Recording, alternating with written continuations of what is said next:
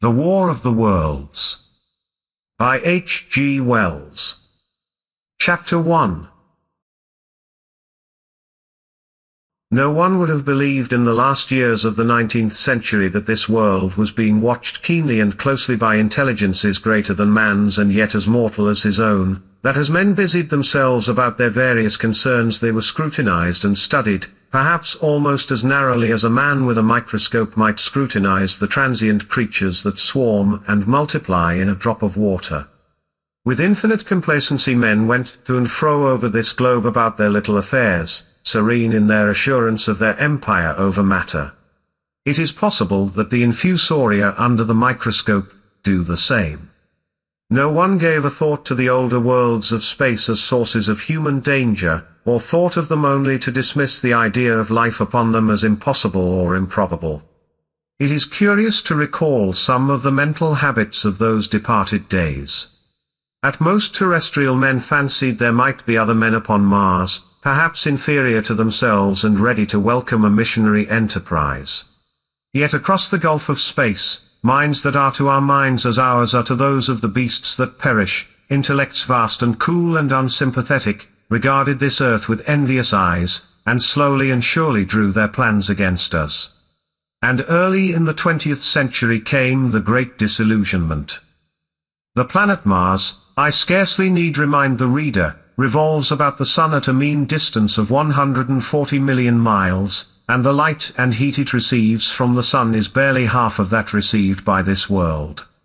It must be, if the nebular hypothesis has any truth, older than our world, and long before this earth ceased to be molten, life upon its surface must have begun its course. The fact that it is scarcely 1/7 of the volume of the earth must have accelerated its cooling to the temperature at which life could begin. It has air and water and all that is necessary for the support of animated existence.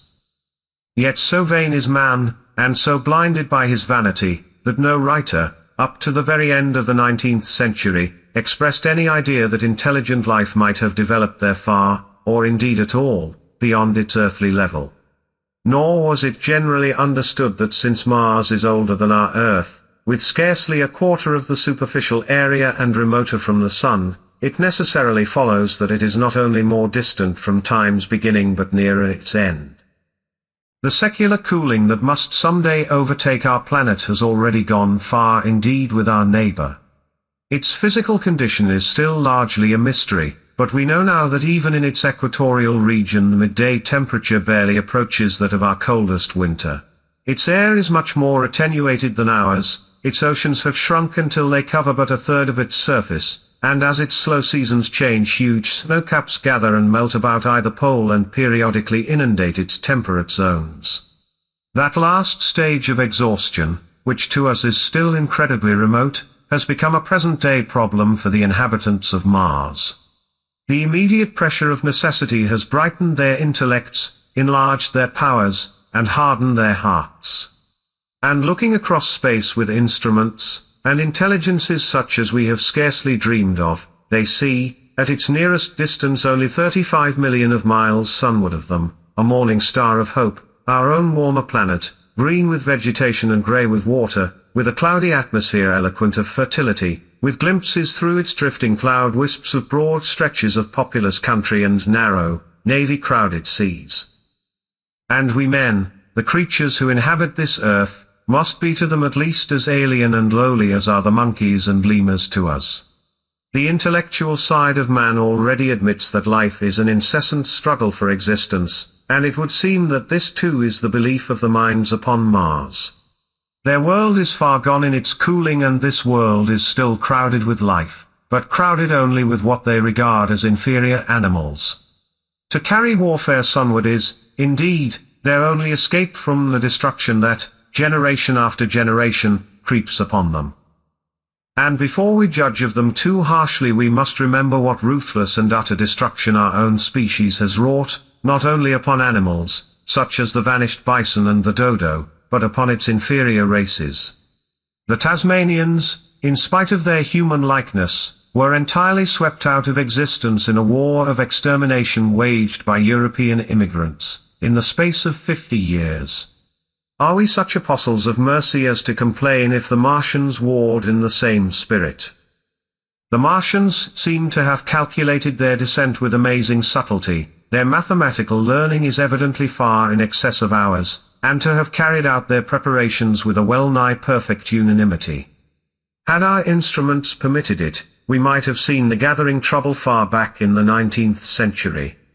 Men like Schiaparelli watched the red planet. It is odd, by the by, that for countless centuries Mars has been the star of war, but failed to interpret the fluctuating appearances of the markings they mapped so well.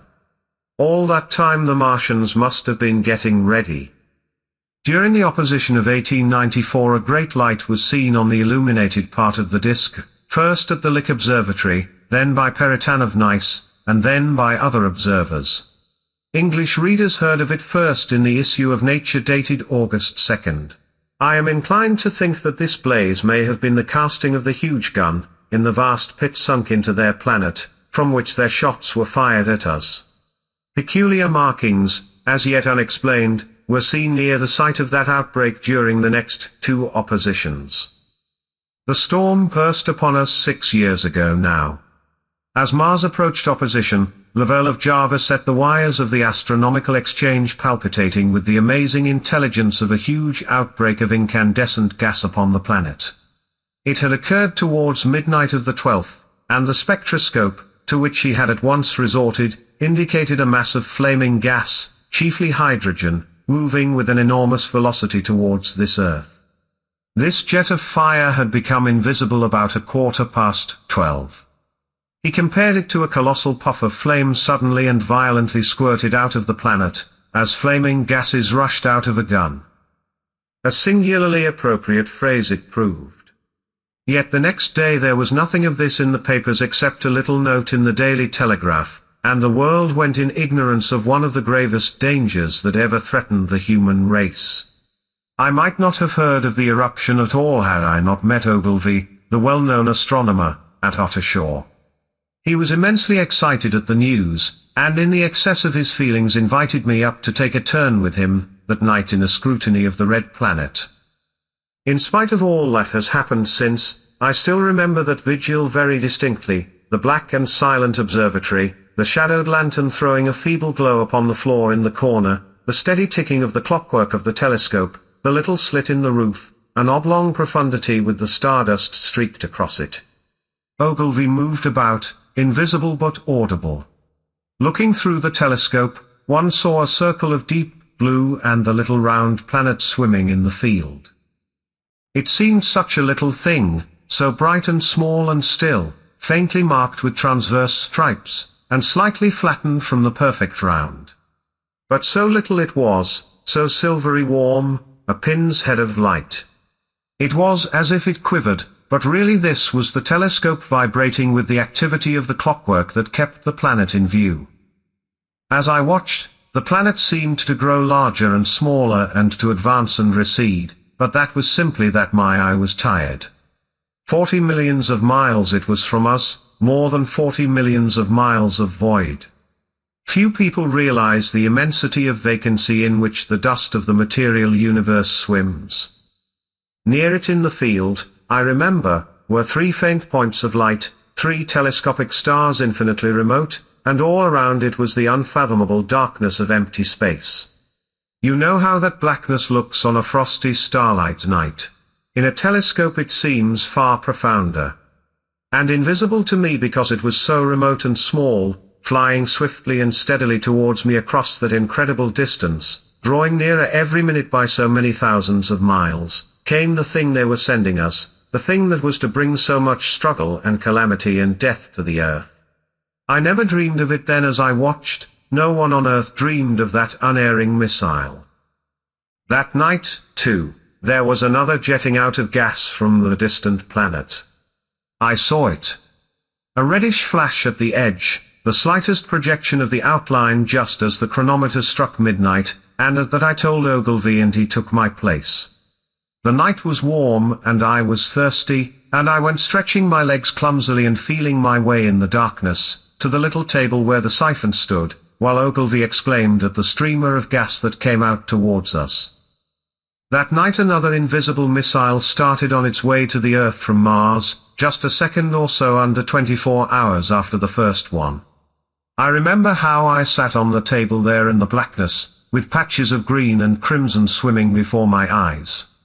I wished I had a light to smoke by, little suspecting the meaning of the minute gleam I had seen and all that it would presently bring me. Ogilvy watched till 1, and then gave it up, and we lit the lantern and walked over to his house. Down below in the darkness were Ottershaw and Chertsey and all their hundreds of people, sleeping in peace. He was full of speculation that night about the condition of Mars, and scoffed at the vulgar idea of its having inhabitants who were signaling us. His idea was that meteorites might be falling in a heavy shower upon the planet, or that a huge volcanic explosion was in progress.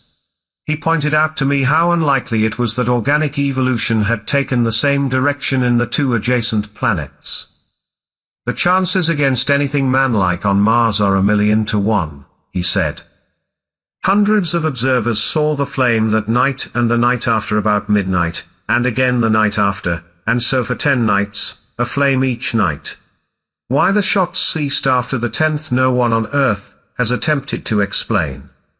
It may be the gases of the firing caused the Martians inconvenience. Dense clouds of smoke or dust, visible through a powerful telescope on Earth as little grey, fluctuating patches, spread through the clearness of the planet's atmosphere and obscured its more familiar features.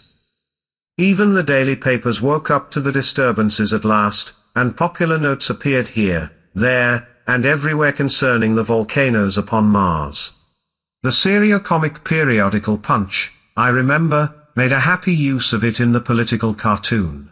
And, all unsuspected, those missiles the Martians had fired at us drew earthward, rushing now at a pace of many miles a second through the empty gulf of space, hour by hour and day by day, nearer and nearer.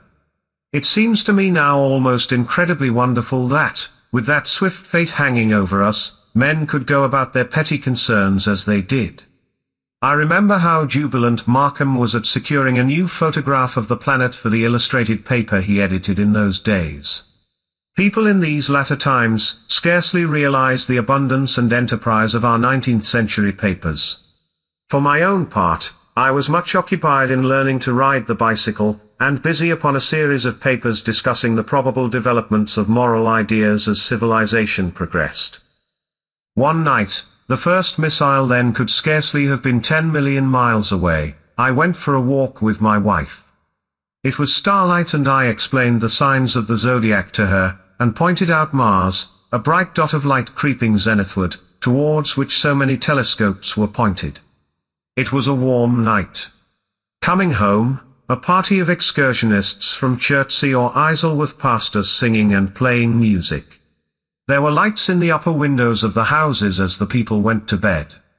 From the railway station in the distance came the sound of shunting trains, ringing and rumbling, softened almost into melody by the distance. My wife pointed out to me the brightness of the red, green, and yellow signal lights hanging in a framework against the sky. It seemed so safe and tranquil.